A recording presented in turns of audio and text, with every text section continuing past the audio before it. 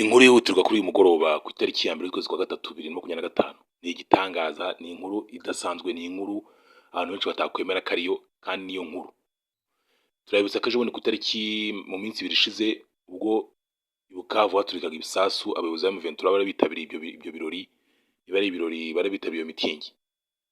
Uwitwa General Makenga ntiyagaragayemo, kandi murabizi ko Makenga mu ishize ubwo twababwira ko yitabye Imana aribwo yagaragaye aza gusura abasirikare bari barwariye mu bitaro by'Igoma bahoze muri FARDC. Nyuma yagaragaye nk'iminsi uwo Makenga, inkuru zimuvugwaho nuko Makenga yarangije gutoroka akaba yibereye mu Bugande. Yego wumvishe neza, Makenga yatorotse M23. Muti byatewe n'iki? Mu minsi ishize ubwo mu cyumweru kimwe ubwo MV umuyobozi wa Twirwanaho ishami ry'Abanyamurenge, akaba ari mu Twirwanaho, akaba ari groupe y'Abanyamurenge bahananiye kwirwanaho kubera ko bahohoterwaga ngo n'ubutegetsi bwa Kinshasa n'Abanyamurenge, witwa General Makanika yishwe n'ibisasu bya drone, niko byavuzwe. Bakavuga ko ari drone ngo zaturutse mu Burundi za South Africa FARDC yakoresheje ikamurasa. Abandi bakavuga ko drone zaturutse Ikisangani zikaza kumurasa. Ibyo byose twebwe tukababwira ko ari ibinyoma, ahubwo bishobora kuba yarishwe na M23. Ikigaragara cyo nuko Makanika yishwe na M23. Muti byatewe n'iki? Habaye inama abayobozi ba Twirwanaho biga ku busabe bwa M23 yuko bafatanya bagahangana n'ubutegetsi bwa Kinshasa. Makanika wari uyoboye Twirwanaho kavuga ko umutwe wabo ari ukwirwana no kurinda umutekano wabo mu gihe bahohoterwa n'ubutegetsi bwa Kinshasa, ndetse n'abandi n'indi mitwe twaje intwaro y'ababazarino n'indi mitwe yose ya Nyatura n'abandi, ko rero badashaka bo kujya muri ibyo bintu byo kurwanya ubutegetsi ngo gufata ubutegetsi. Arabyanga, abyanze bimenyesha M23. Muri iyo hari iminsi ibiri yashize nibwo bahise bamugaba igitero bakoresheje Sematama. Makanika baramurangije. Sematama bafashe ubuyobozi bwa Twirwanaho, nta n'umunsi washize ahita atangaza ko yifatanyije na M23. Uwitwa Makenga wari ubibona gutyo ko bimeze, yahise abwira abo inshuti ze ati ni ngewe ukurikira, I am the next. Yashaka kuvuga ko ari ukurikira mu kwitwa. Abireba gutyo, ariko uko Makenga aho agenda hose abarinzwe n'abajepe baturutse mu Rwanda. Ibyo ni ukuri, ntago ari ibinyoma. Arindwa n'abajepe baturutse mu Rwanda, kuko Makenga n'ubundi yabaye muri RPA, yabaye muri RDF. Makenga aho agenda hose abarinzwe n'abajepe baturutse mu Rwanda. Ubwo urumva kugira ngo atoroke bari ibintu bigoye, no kugira ngo yinyagambure agiye kuri icyo ashaka bari bigoye. Ariko ntibizangutangaze ko utajya ubona Makenga mu biro byose bya M23 na FC ntajya agaragaramo. Iyo bavuze umusirikare haza uri ingoma. Ukibaza ukuntu mu bintu by'ibirori by'ibitangaza umuyobozi w'ingabo atagaragara, akagaragara abayobozi bandi bose, ntagaragaye na rimwe aganira n'abanyamakuru, kandi ari umuyobozi mu mitwe yose y'inyeshyamba. Turabizi ko mu nyeshyamba zose umuyobozi w'igisirikare ari we ufite agaciro kurusha uwa politiki. Ukibaza ukuntu umuyobozi w'ingabo atajya agaragara na rimwe. Rero byarakomeje bigeraho noneho Makenga amaze kubona ko Makanika w'umunyamurenge mugenzi we apfuye, kandi akabona abamwisha bari bo, akaba ibyo kuvuga ngo ni FARDC imwica, akaba abizi neza ko itamugeraho. Uwo kandi iyo M23 yari mugambi yari ifite nuko ngo ifata igitero kuri ku ngabo za FARDC zari zihari, bakagarura ikibuga cy'indege cy'Imurenge, kugira ngo ingabo M23 izafata indege ituruka i Bukavu igere Imurenge, bafatanye na M23 na Twirwanaho babe barahakabye.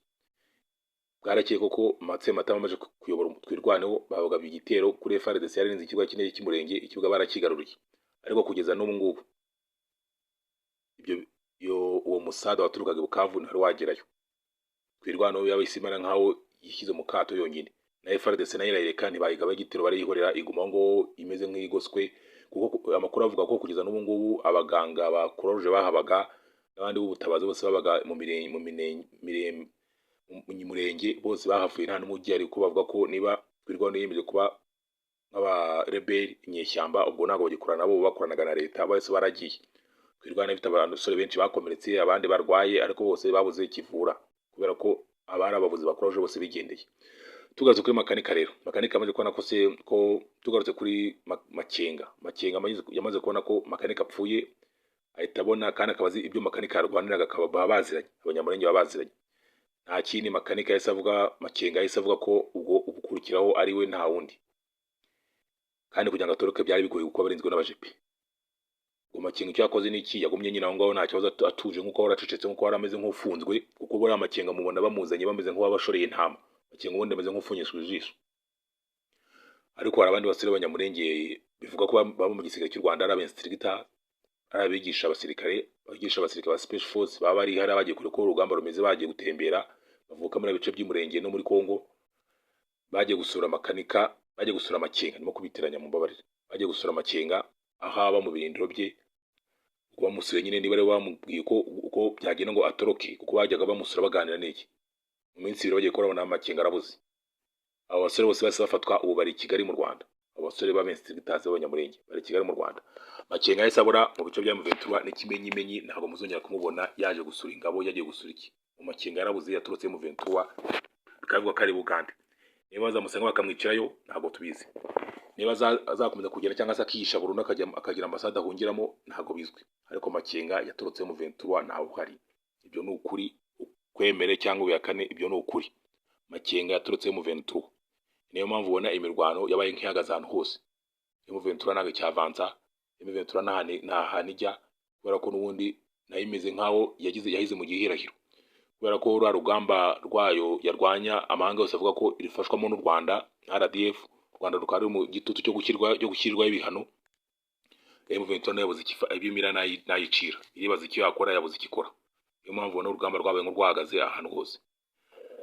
Nyuma y'ibyo rero kandi twamenyesha ko Kamanyora ivuga ko yafashwe na Wazalendo atari byo, kuko Kamanyora iracyari mu maboko ya M23, ahubwo arabaresista ba Wazalendo baba baraho batega idutero shuma bakarasa M23 yihise, kuko nkeje bundi abayemerwano cyo kubakira wale banja rudia wale biko mafuso wananja zonga wale wanazonga siku banaona M23 gari na shuka inaingia kama wanazonga fuso ya tatu ile route principale banache na kita ikideje kio kuma mubumbano banakita ndio sasa ba M23 bamingi baka wale biko arujia ndio kwa kuna shuka Kamanyola bakapenda bapite njia ya kale warujia ndio wale wanarujia